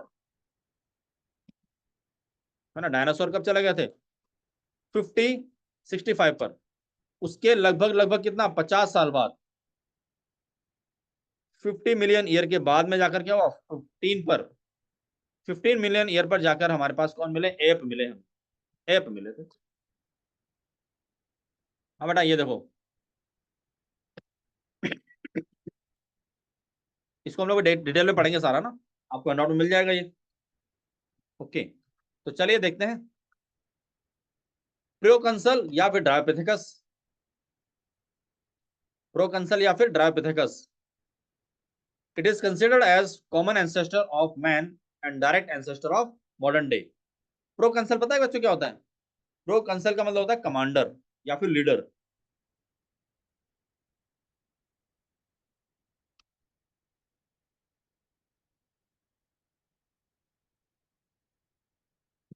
कमांडर या फिर लीडर, तो ये उस टाइम पर जब सबसे पहले बने, इनको हम लोग क्या बोल दिया, प्रोकंसल बोल दिया या ड्रायोपिथेकस बोल दिया। It is considered as common ancestor for man and direct ancestor of modern day apes. ये क्या था, दोनों का एंसेस्टर था ये, यानी इसी से कौन बना, इसी से ऐप बने और इसी से मैन बने। ठीक है, तो ये चीज क्लियर हो गई। They had semi erect posture, मतलब आधे झुककर चलते थे। थिक हेयर, पूरी बॉडी के ऊपर हेयर होते थे। हाँ बेटा बिल्कुल, यू शेप जॉ मतलब ऐसे लंबा सा जॉ होता था, क्या बोलते हैं इसको? इसको बोलते हैं प्रोग्नेथस कंडीशन। क्या बोलते हैं? प्रोग्नेथस। प्रोग्नेथस इसका फेस होता था। Larger and sharper teeth and were vegetarian. कितनी खुशी की बात है भैया जी, जो सबसे पहले जो हमारे पास प्राइमेट बने वो कैसे थे? वेजिटेरियन, शाकाहारी होते थे, मांस मदिरा का सेवन नहीं करते थे। उसके बाद में दे वर लॉन्गर देन हाइंड लिम्स। उनके जो फोर लिम्स थे ना वो लंबे होते थे, क्योंकि झुके चलते थे ना, तो हाथ काफी लंबे लंबे होते थे और पैर छोटे होते थे। देखा आप लोगों ने चिंपांजी या गोरिल्ला देखा आप लोगों ने? क्या होता है, उसके पैर छोटे होते हैं और हाथ बड़े लंबे लंबे होते हैं, ऐसे चलता है ना वो आगे चलकर इस तरह से। और कैसे होते थे ये? Forest dweller. ड्वेलर मतलब रहने वाले ना, फॉरेस्ट ड्वेलर, फॉरेस्ट में रहने वाले। केव ड्वेलर्स, गुफाओं में रहने वाले। हट ड्वेलर्स, हट में रहने वाले। हिल ड्वेलर्स, पहाड़ियों में रहने वाले, है ना। और बरो ड्वेलर्स, बरो में रहने वाले, है ना। तो ये कहाँ रहते थे? फॉरेस्ट में रहते थे। इसके बाद हमारे पास आता है ऐप के अंदर दूसरा example, Ramapithecus. Ramapithecus more man like. तो नाम ही क्या? रामा, प्रभु राम के नाम से। तो रामा मतलब इंसान को प्रदर्शित करने वाले, रामा। और शिवा पिथेकस जो है वो कैसे होते थे? Pithecus ape like. तो जैसे जैसे इंडिया में मिले ना ये, उसके हिसाब से इन्होंने नाम रख दिए कि रामा, शिवा। जो कीनिया में मिले उनका नाम क्या रख दिया? Kenya pithecus. और ये दोनों कहाँ मिले थे? ये सब मिले थे शिवालिक हिल्स इन इंडिया। वैसे हम लोग शिवा की बात कर लेते हैं ना, शिवालिक। ये कहाँ मिले थे? शिवालिक हिल्स इन इंडिया में मिले थे। तो चार हो गए, ठीक है ना। चार हमने जो पढ़ी थी ना कैटेगरी, ये वाली कैटेगरी, तो हमने चारों डिस्कस कर लिया डिटेल में। ये दो तीन चार। अब हम आते हैं किस पर? एप मैन पर। अब हम आते हैं एप मैन पर। तो चलिए, app man fossil Australopithecus 2 million year. बच्चों क्या हो रहा है देखो, ड्रायो कब मिला था? ड्रायो वो मिले थे 15 मिलियन ईयर पर। उसके बाद सीधा 2 मिलियन पर आकर क्या हो गया? 2 मिलियन पर आकर हमें मिल गए ऑस्ट्रेलो, ऑस्ट्रेलोपिथेकस मिल गए ईस्ट अफ्रीकन ग्रासलैंड में। Evidence shows that they hunted with stone weapons. अभी देखा था ना आप लोगों ने, वो जो पत्थर लेकर जा रहा था एक uncle. But essentially ate fruit. ये क्या कहानी हुई साहब? वेपन यूज करते थे पर खाते फ्रूट थे। क्यों? डिफेंस के लिए, डिफेंस के लिए, बचाव के लिए, अपनी सुरक्षा के लिए वेपन यूज करते थे। It is also considered as connecting link between ape and man. Connecting link between ape and man मतलब इसमें एप वाले फीचर भी होंगे और मैन वाले फीचर भी होंगे।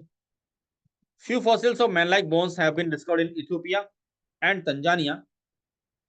These revealed hominid feature during the belief that about 3 to 4 million year man-like primates walked in Eastern Africa. ये क्या बच्चों, आपने सुना है नाम ट्वांग बेबी? ट्वांग बेबी नाम से बताया था उन्होंने, उनको मिला था 4 फीट का, जिसकी 4 फीट हाइट होती थी। ये आ गया। They were probably not taller than 4 feet, but walked upright. तो 4 फीट के थे, इसलिए इनको बेचारों को बेबी बोल दिया। अब आपको कंफ्यूजन हो रहा होगा, सर यहाँ पर लिखा हुआ है 2 मिलियन ईयर, सर यहाँ तो लिख रखा है 2 मिलियन ईयर और यहाँ पे लिखा हुआ है 4 मिलियन ईयर, क्या चल रहा है ये? तो जो ये होता है ना बच्चों, ये जो फॉसिल स्टडी वाले जो होते हैं ना, डिस्कवरर, इनके हिसाब से अलग अलग हिसाब से। अगर मैं ट्वांग बेबी वाली बात करूं तो ये किसने बताया था? एक हमारे पास साइंटिस्ट है रेमन डार्ट, नाम सुना आप लोगों ने? Raymond Dart. तो उनके हिसाब से तो ये कहानी चल रही है और अदर्स के हिसाब से ये कहानी चल रही है, ठीक है। रेमन डार्ट है ना। तो ये थी सारी कहानी। अब आता है हमारे पास में इसके जो डिफरेंसेस था ना वो सब। दोबारा आ गया आई थिंक पेज, दोबारा आ गया। अब इसमें अप्लाई कैरेक्टर क्या होते थे? अप्लाई कैरेक्टर क्या होते थे? Less cranial capacity. Apply cranial capacity कम है, बंदर वाली बात है। थिक ग्रोथ हेयर, हमारे अंदर बाल नहीं होते ज्यादा, इस पर इसके अंदर ज्यादा थे, काफी ज्यादा थे। यू शेप जो था, प्रोग्नेथस कंडीशन, कैसा? इस तरह से आप इसका नाक बना दो,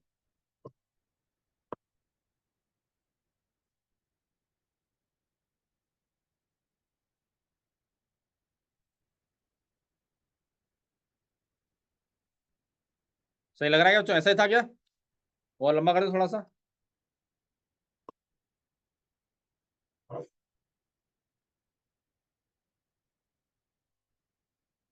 ऐसा होता है लंबा सा ना, तो क्या हो गया? ये U shaped condition, U shaped जो, यानी कि प्रोग्नेथस फेस होता था। और साथ में लार्जर एंड शार्पर टीथ, दांत बहुत बड़े बड़े होते थे इनके, दांत बनाते बड़े बड़े, तो बड़े बड़े दांत होते थे इनके, है ना? जबकि ये देखो, अरे ये तो घुसवा आ गया ना, ये क्या आ गया यहाँ पर, तो क्या हो गया, फेस प्रोड्यूस फॉरवर्ड, यानी कि प्रोग्नेथस, लार्ज कैनाइन टीथ और लार्ज ब्रोरिज की जो आईब्रो थी ना, आईब्रो कैसी थी, वो बड़ी बड़ी होती थी। ये लो साहब, इनकी आईब्रो बना दें काली काली, ये लीजिए। हाँ, तो ये हो गया हमारे पास में कौन, लार्ज ब्रोरिज वाले, इनकी जो हड्डी थी काफी बड़ी होती थी, ठीक है, आईब्रोज। मैन लाइक कैरेक्टर्स, है ना, तो इसकी आईब्रो हमने बना दी बेचारे की, ब्यूटी पार्लर ले जाके इसको। Complete erect posture. अब देखो सबसे अच्छी बात, यहां पर क्वेश्चन बन सकता है, which of the following primate was having complete erect posture, या आ जाएगा which of the following stood straight, ऐसा मतलब कुछ भी वर्ड बना दे कि सीधे कौन खड़े होते थे, तो कौन हो गया सबसे पहले, तो ऑस्ट्रेलोपिथेकस हमारे पास इरेक्ट पोस्चर वाले हो गए थे, सीधे चलने लगे थे, और बायपेडल मोशन हो गया था इनका, बायपेडल लोकोमोशन, मतलब ये दिख रहा है ना, first man who stood erect, जो सबसे पहले यहाँ पर खड़े हुए, सीधे खड़े हुए, है ना, सीधे खड़े हुए। For shorter than hind limbs, अब क्योंकि दो पैर पर चलने लगे तो हाथ छोटे हो गए, पैर लंबे हो गए हमारी तरह, ओके।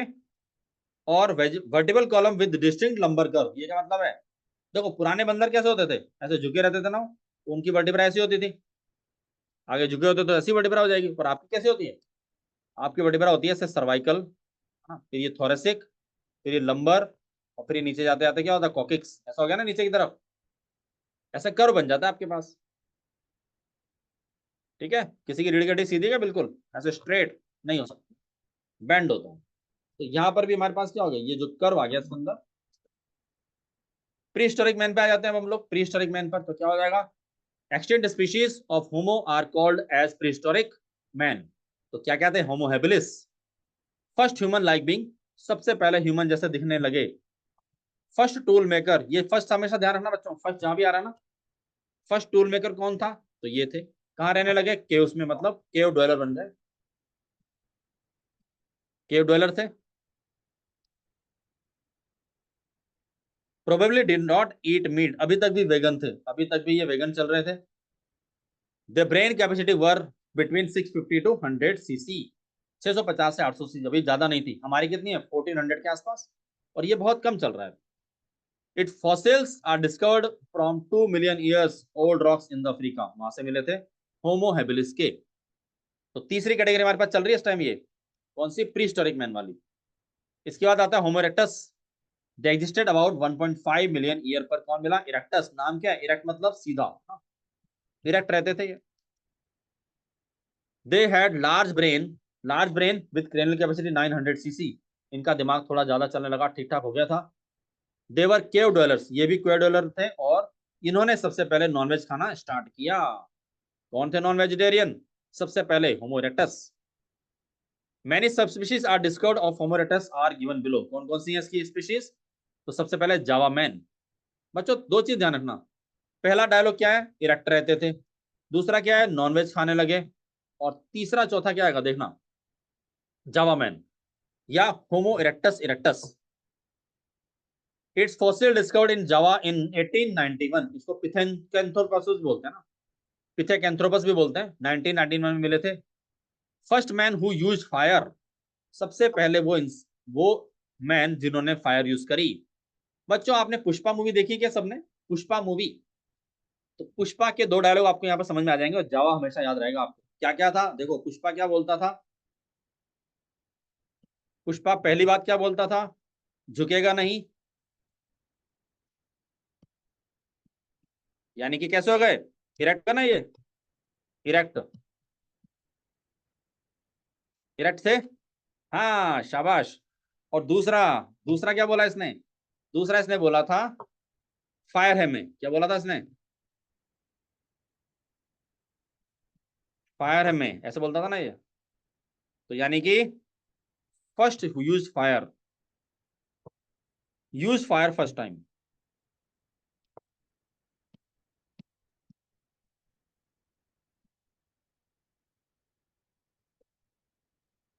तो जावा भैया कौन निकले आखिर? हमारे जावा भैया तो पुष्पा निकले। ठीक है, तो याद रहेगा फायर है में, बिल्कुल।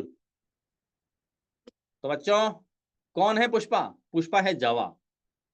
पुष्पा जो है जावा पे जाता है, जावा बाइक सुनिए ना, जावा बाइक, बस उस पर बैठ के जाते हैं हमारे पुष्पा भैया। झुकेगा नहीं क्योंकि इरेक्ट है, इरेक्टस का एग्जाम्पल है। और फायर किसने यूज करी? इसने यूज करी। और तीसरी बात क्या देखी थी हमने लोगों ने?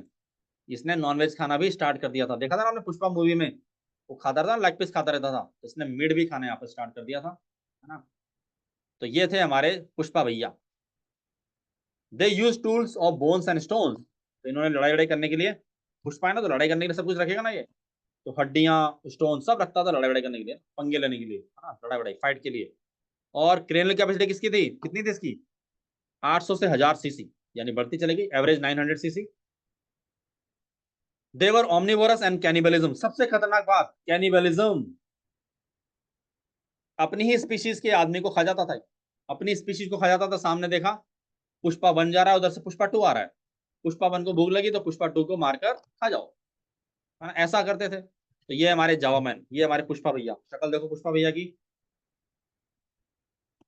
ये हमारे पुष्पा जी, है ना, बड़े मासूम से दिखने वाले, हाँ बच्चों। और इनका छोटा भाई एक और है, पैकिंग मैन, ये थोड़ा शरीफ लग रहा है दिखने में पर शरीफ था नहीं, ये भी ऐसा ही था।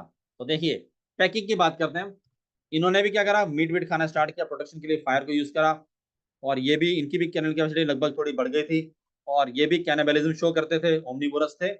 अब आता है हमारे पास में होमोसेपियन, और कौन सी कैटेगरी आ गई? चौथी कैटेगरी, होमोसेपियंस, मॉडर्न मैन। तो ये कहाँ रहते थे? इसमें तीन हमारे पास, कौन कौन से हैं? नियंडरथल, क्रोमैग्नन, और कौन कौन है? नियंडरथल, दूसरा क्रोमैग्नन, और तीसरा कौन सा था? मॉडर्न, ये ना।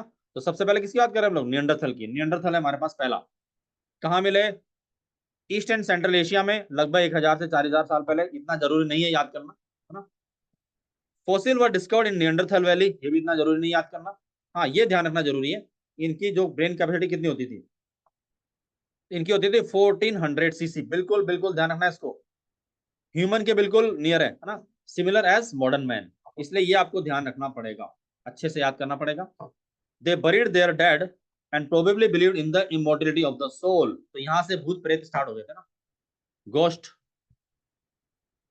है ना। तो इसके बाद इन पे पहले गोश्त नहीं मानते, उसके बाद इनको गोश्त देखा इन्होंने, तो ये दफना देते थे, गाड़ देते थे। और क्या करा इन्होंने? कपड़े कौन से पहनते थे ये? They use hides, skin of animals, तो इसकी इन्होंने जीन्स बनाकर पहनना स्टार्ट किया। जीन्स किसकी बनाई इन्होंने? एनिमल स्किन की। They lived in the huts and were omnivorous by nature, omnivorous थे, सब कुछ खाने लगे। Development of speech centre and language started, अब क्या हुआ? अब यहाँ पर इन्होंने स्पीच सेंटर, बोलना स्टार्ट कर दिया। हाँ ब्रोकास एरिया डेवलप हो चुका था, लैंग्वेज डेवलप हो चुकी थी। उससे पहले क्या करते थे बच्चों ये? उससे पहले तो टार्जन की तरह ना वो जो आवाज निकालते थे, पहले वैसा चलता था। उसके बाद बात करने लगे, है ना, hello buddy how are you, and इस तरह से आपस में बात स्टार्ट हुई। ब्रोका एरिया, लैंग्वेज को समझना स्टार्ट किया। बच्चों लैंग्वेज को समझने के लिए कौन सा एरिया होता है अपने ब्रेन में? लैंग्वेज को समझने के लिए, कंपैरिजन के लिए कौन सा एरिया होता है हमारे ब्रेन में? Very good, Wernicke's area, Wernicke's area होता है, शाबाश, तो बड़े इंटेलिजेंट बच्चे हो यार। हाँ तो सबका मुझे लगता है वर्निक्स एरिया डेवलप्ड है, तो मेरी बात समझ रहे हैं, सुन रहे हैं। दूसरा आता है क्रोमैग्नन। ओरिजिन कब हुआ इसका? 50,000 से 10,000 साल पहले, इसको हम लोग फॉसिलिस बोल देते हैं, fossils. Fossils discovered from Cro-Magnon rocks of the France, France में इसको यहाँ पर ढूंढा गया था, क्रो-मैग्नन चट्टानों में से। सबसे ज्यादा, ये सबको याद ही है, सबसे ज्यादा सीसी होती थी, मैक्सिमम कैपेसिटी इसकी होती थी 1650 सीसी क्रेनियल कैपेसिटी। केव्स में रहते थे, ओमनिवोरस होते थे। सेमी सर्कुलर जो था ऑर्थोग्नेथस कंडीशन थी, यानी हमारे जैसा फ्लैट हो चुका था, कैसा हो गया था? फ्लैट। ये इसका नाक हो गया, और ये इसका इस तरह से लिप्स हो गए, चिन डेवलप हो गई थी, है ना, इस तरह से। तो फोरहेड एंड वेल डेवलप्ड चिन, ये बन गई इसकी चिन। और ऑर्थोग्नेथस मतलब फ्लैट था आगे से। Speech and language centre already develop हो चुका है, किसमें? नियंडरथल में, तो यहाँ भी रहेगा। और इन्होंने क्या करा? इन्होंने भी कपड़े पहनने स्टार्ट किए, किसके? एनिमल स्किन के। ये कौन थे? होते थे शिकारी, हंटर होते थे। यूज डोमेस्टिकेटेड डॉग्स, कुत्ते पालना स्टार्ट कर दिया उन्होंने। और domestication was started by this man. पालन पोषण, जानवरों को पालना यहाँ पर स्टार्ट कर दिया था। और अच्छी अच्छी पेंटिंग बनाते थे, ब्यूटीफुल पेंटिंग बनाते थे केव्स के ऊपर ना, गुफाओं में पेंटिंग बनाते थे 18,000 साल पहले। और हमारे इंडिया में कहाँ मिली पेंटिंग्स? हमारे इंडिया में भीमबेटका रॉक से चट्टान है, कहाँ पर? एमपी में, रायसेन डिस्ट्रिक्ट में। तो वहां पर अभी भी हमें ये पेंटिंग दिख जाती है भीमबेटका चट्टानों के बीच में। ये देखिए यहाँ पर हमारे पास इस तरह का इनका शक्ल वकल होती थी। ये हमारा निंडरथल, थोड़ा थोड़ा हमारे हीरो की तरह दिख रहा है मूवीज में। और ये भाई साहब हमारे क्रोमैग्नन मैन चट्टानों में बैठकर क्या बना रहे हैं? ड्राइंग बना रहे हैं, ड्राइंग। कौन से ब्रश यूज किया उन्होंने? फेबर कैसल है कौन सा है, या सेलो एलो के, किसके हैं इनके पास? और इसकी फोटो किसने ली होगी, है ना, डीएसएलआर कैमरा से। आईफोन 40 से फोटो कौन लेके आता है इनके उस टाइम पर, 18,000 साल पहले। तो ये चुपचाप बैठ के यहाँ पर ड्राइंग करते हुए अनिल कपूर। हाँ बिल्कुल अविनाश। चलिए अब हम आपको बात करें मॉडर्न मैन की, बस 2 मिनट खत्म होने वाला है बच्चों। तो 75 से 10,000 ईयर में मिले, आपको पता ही सब कुछ। इसकी बहुत सारी वैरायटी पूरे वर्ल्ड में है, कोकासाइड, निग्रोइड, मंगलोइड और ऑस्ट्रेलॉइड। कितनी कैपेसिटी होती है? 1300 to 1600। और एवरेज कितनी होती है? एवरेज होती है 1450 cc. Well developed chin, well developed speech centre, small forehead and reduce body hair. Reduce हो गया थे बॉडी हेयर। इसके साथ साथ सेमी सर्कुलर ऑर्थोग्नेथस फेस था। ओमनिवोरस है। एग्रीकल्चर स्टार्ट की, सबसे इंपॉर्टेंट, सबसे ज्यादा इंपॉर्टेंट क्या है बच्चों? एग्रीकल्चर स्टार्ट की मॉडर्न मैन ने। और उसके बाद क्या हुआ? उसके बाद इन्होंने ह्यूमन सेटलमेंट स्टार्ट कर दिया, फैमिली बनाकर रहने लगे। तो यानी कि चिक चिक बाजी स्टार्ट हो गई, यस और नो? पति पत्नी, है ना, और दिन भर लड़ रहे हैं आपस में, बर्तन फेंक फेंक के आपस में। तो ये इन्होंने स्टार्ट कर दिया था कब? लगभग 10,000 साल पहले। टेंशन शुरू, हाँ बेटा। Prehistoric humans were which ones? बेटा ये आ गया ना सारे, प्रीहिस्टोरिक में आ गया ना ये। होमो हैबिलिस और वो था ना अपने पास इरेक्टस। ओके, हमने कैटेगरी देखी था ना बेटा, वो था ना। ये आपके पास कुछ क्वेश्चन है बच्चों, इनको अटेम्प्ट कर लेना। ये देखो 20 और ये 40, ये कुछ क्वेश्चन है। और आपको मैं एक ट्रिक बता रहा हूँ, ट्रिक है ना, एक आपको मैं ट्रिक बता रहा हूँ, सुन के जाना, ठीक है? ट्रिक सुन के जाना बच्चों, एक मिनट रुकिएगा। तो यहाँ पर मैं आपको बताता हूँ ट्रिक।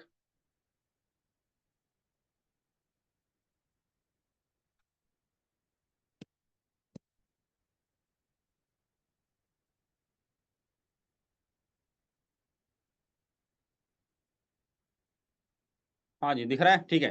तो ट्रिक क्या है अपने पास में ह्यूमंस के लिए? तो सुनो एक बार, मैं आपको निकाल के दिखाता हूँ। मैंने कहीं पे बनाया था उसको।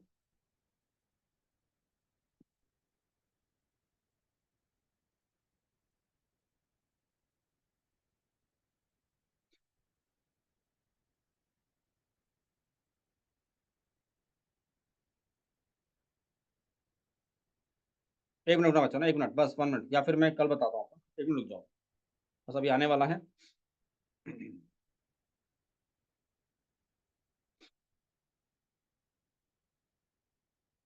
हाँ ये रही राइट, ये तो छोटी सी ट्रिक है, सुनो। ट्रिक क्या है बच्चों, सुनते जाओ।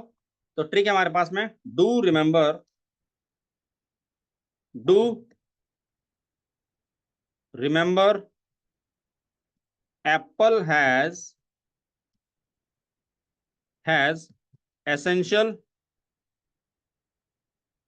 Nutrient for human.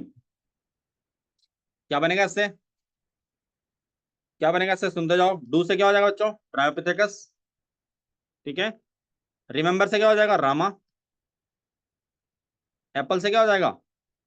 ऑस्ट्रेलो। हैज से क्या हो जाएगा बच्चों? हैबिलिस। और एसेंशियल से क्या हो जाएगा? इरेक्टस। न्यूट्रिएंट से क्या हो जाएगा? नियंडरथल।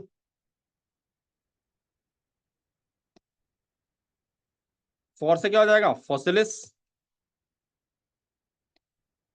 और ह्यूमन से क्या हो जाएगा? सेपियन, है ना, यानी कि मॉडर्न मैन। ठीक है, तो थोड़ा बहुत आपको हेल्पफुल हो जाएगी ट्रिक, थोड़ा बहुत हेल्पफुल करेगी, कहीं भटक जाओ कुछ हो जाए तो, ये ना। तो ये सारे क्वेश्चन आप लोग अटेम्प्ट करें, ये जो मैंने आपको यहाँ दिए हुए हैं। देखा, आई थिंक शायद ह्यूमन हेल्थ हो सकता है ना। आरएच बच रहा है आप लोगों का?